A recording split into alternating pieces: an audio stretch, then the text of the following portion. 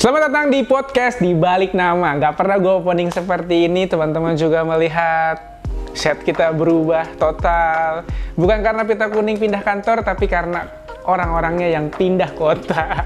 Saat ini gue lagi di Yogyakarta, ya, sembari visitasi sama APK. Seperti yang teman-teman tahu bahwa Pita Kuning punya anak-anak pejuang kanker yang kami dampingi juga di kota Yogyakarta dan sekitarnya. Bukan cuma kita visitasi APK, anak-anak Pita Kuning, tapi juga ketemu sama teman-teman komunitas di Jogja. Nah, untuk sekarang pertama kalinya ketemu sama Mbak Dian Herdiani, Kampung Halaman Foundation. Namanya lucu.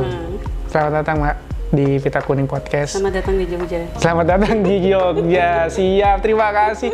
Jadi Mbak Dian di Kampung Halaman ketua, eksekutif director ya? Pendiri? Iya, pendiri. Saya udah pernah jadi direktur lama pas lagi 3 tahun pertama berdiri. Oke. Sekarang jadi board aja. Itu kalau nggak salah 2006 ya, aku baca di website 2006 didirikan. Pertanyaan dasar dulu Mbak, Kampung Halaman Foundation itu apa? Jadi Kampung Halaman Foundation tuh intinya organisasi non-profit yang fokus kami itu ingin memperkuat peran remaja di komunitas dengan pendidikan kritis. Jadi toolsnya adalah pendidikan kritis berbasis media populer. Jadi pakai film, pakai musik, pakai seni, segala macam. Yang tujuannya sebetulnya ya ngembangin kapasitas berpikir kritis si remaja di tingkat dusun, desa, kabupaten gitu. Pokoknya kayak gitu. Di daerah-daerah yang kami lihat itu satu mungkin kurang punya akses, tapi di saat yang sama ada begitu banyak hal perubahan yang terjadi cepat di sekitarnya gitu. Kan kalau dulu kan maksudnya sampai sekarang sih misalnya kita kan sering banget dengar anak muda tuh pada pergi dari desanya, dari kampungnya gitu betul kan. banget. Atau kalau kerja nggak mau di kampungnya gitu kan, malah mungkin sekarang banyak yang milih kerja di kota mau jadi apapun tapi nggak apa-apa gue pulang pergi gitu kan kayak gitu.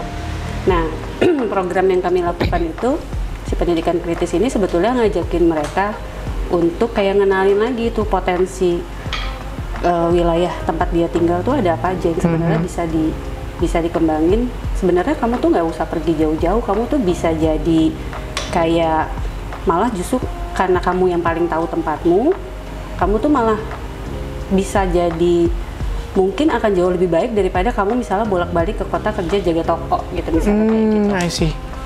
Berarti ini wilayah kerjanya di Jogja? Enggak, wilayah kerjanya kita di Indonesia sih. Di Indonesia? Dari kita kerja dari Aceh sampai Wamena gitu, tapi memang nggak di semua tempat berbarengan gitu kan. Jadi kayak tahun pertama itu fokus kita di Jawa Tengah, Aceh, Wakatobi gitu. Terus kemudian sampai Ambon, terus Kalimantan, Jawa sih hampir semua ya udah gitu kan. Terus masuk ke Sumatera Barat, Sumatera Selatan gitu kan. Nah, Kampung Halaman itu kenapa makanya kerja dengan menggunakan media? Karena kita pengen teman-teman remaja itu jangan cuma jadi konsumen gitu. Ayo, kamu juga punya power untuk menceritakan narasimu sendiri, narasi-narasi kecil tentang Indonesia dari kacamatamu gitu. Supaya orang tuh kalau mau memahamin Indonesia nggak cuma dari yang di industri aja gitu. Kayak gitu. Makanya terus kita ngembangin satu modul namanya Video Diary. Jadi itu sebetulnya modul pembuatan film pendek tapi sangat berbasis masyarakat, jadi sangat mudah diikuti dan fokusnya itu adalah di penceritaan, di storytelling. Jadi dia harus berbasis pengalaman dekat, jadi bukan ngarang gitu, bukan apa, tapi juga di sisi lain harus kreatif, terus harus lugas, harus tegas gitu kan, kayak gitu. Karena kita pengen juga mereka bikin media tuh nggak sembarangan, jadi harus riset tentang kampungmu sendiri baru, jadi jangan cuma bikin asumsi-asumsi gitu kan, kayak gitu.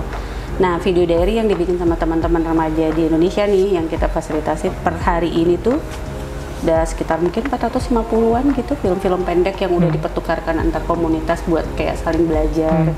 Ada yang kemudian diundang ke festival, ada yang diputar di broadcast, maksudnya di TVRI. Jadi kemarin jadi program salah satu film untuk pembelajaran selama pandemi gitu misalnya kayak gitu. Mbak Dian kan pendiri dari Kampung Halaman. Melihat latar belakang Mbak Dian, aku baca CV-nya antropologi UI. Apa hubungannya antropologi dengan misi-misi sosial seperti ini? Dan Mbak suka banget dengan seni ya? Film terutama. Apa Mbak? Apa momen atau mungkin kejadian yang membuat Mbak Dian, gue kayak harus bikin sesuatu nih. Kayaknya akhirnya jadilah Kampung Halaman. Dimulainya mungkin di masa remaja gue kali ya. Jadi kan gue lahir besar di Jakarta, tapi bukan orang Jakarta gitu kan. Jadi dari kecil udah kayak krisis identitas gitu kan. Aku kan datang dari keluarga yang sebenarnya kayak sosok menengah gitu. Tapi aku juga bukan ada di sana, tapi aku juga bukan ada di sini. Nah, di masa remaja itu aku ngelihat sendiri tuh teman-temanku yang misalnya datangnya dari menengah ke bawah dan segala macam tuh mulai ada kayak semacam pengalaman-pengalaman aku ngelihat gimana bullying gitu ya. Bullying lebih karena kayak kamu nggak punya barang itu gitu. Jadi lebih karena berangkat dari materialistis, bukan dari materi gitu. Dari kelas sosial lah gitu. Nah itu aku ngeliat sendiri, tapi aku sendiri nggak pernah ngerasain digituin ya. Tapi aku jadi kayak middleman kan sebetulnya gitu. Jadi aku tuh gelisah, marah, tapi aku juga nggak ngalamin gitu kan. Kayaknya ada yang salah deh nih gitu. Mulai gitu. Nah terus jahil-jahilku tuh mulai keluar. Jadi kadang-kadang aku suka kayak ngerjain temen-temenku yang suka bully gitu. Karena beberapa temen yang dibully itu sahabatku kan. Oke. Ini jembatan ya antara si korban dengan pelaku nih biasanya nih. Jadi aku tuh jadi kayak gitu. Cuma kan masa itu terus terang nggak ada ya tempat aku cerita, tempat aku kayak kampung halaman sekarang gitu. Intinya gini, dulu tidak terlalu ada banyak opsi yang kita tuh bisa keluar dari lingkungan sekolah terus beraktivitas di luar, kita ketemu sama teman yang berbeda-beda gitu. Nah udah, jadi pas kuliah itu disitulah kesempatanku bener-bener mengeksplorasi diri, karena aku juga masuk antropologi kan, yang beneran emang belajar tentang manusia, terus kita sering harus pergi keluar visit, maksudnya itu masuknya visip berarti Mbak? Visip, banyak live in kan kita kan, pergi riset kemana-mana, wah itu menyenangkan banget.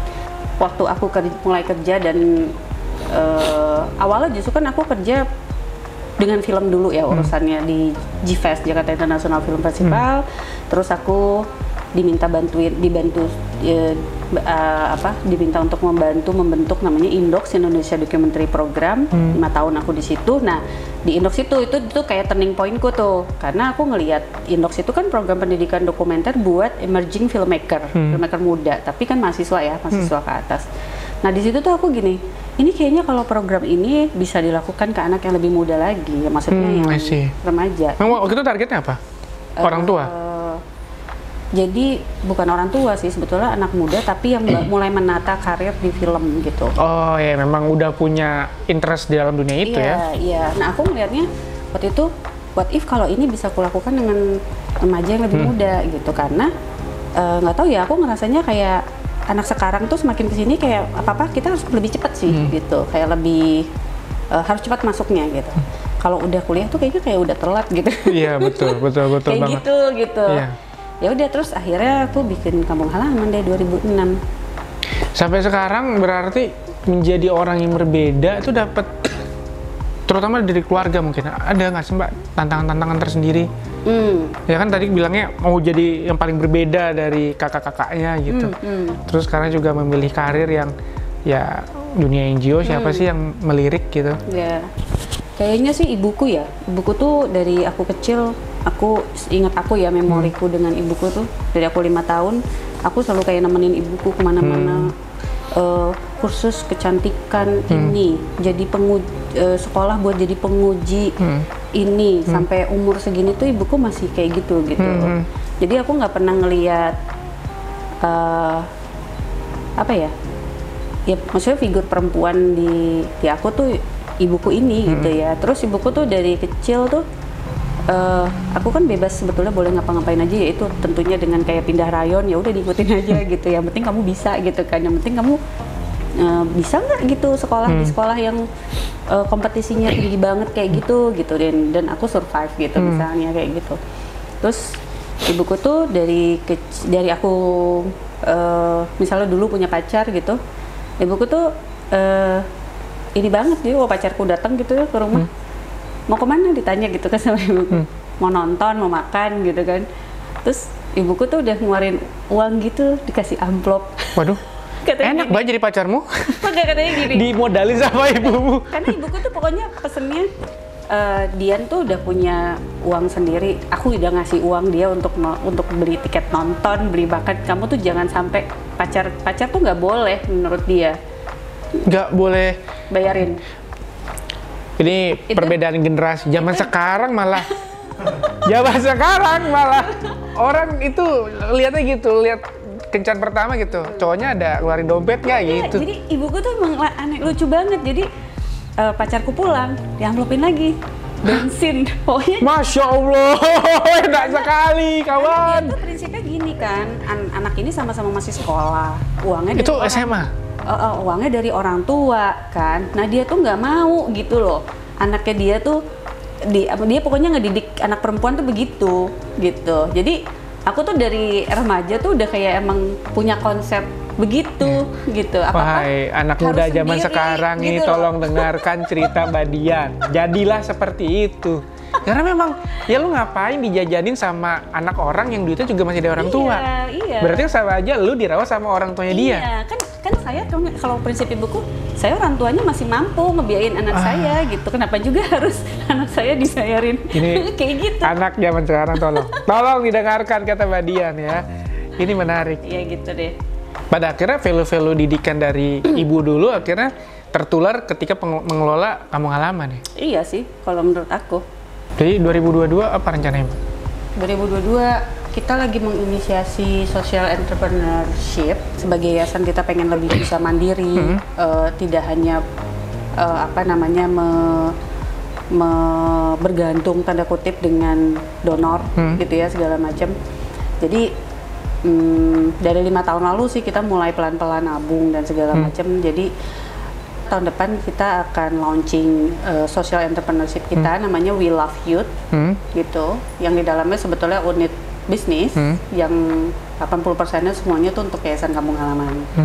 Di sana nanti kita akan ada kayak studio editing kecil yang disewain, studio vlog, terus ada ruang meeting, coffee shop, terus ada hall terbuka yang bisa disewain kayak semacam buat screening dan segala macam, ada amphitheater. Tapi intinya tuh semuanya yang kayak melakukan aktivitas di udara terbuka karena ya maksudnya supaya aman dari COVID aja sih.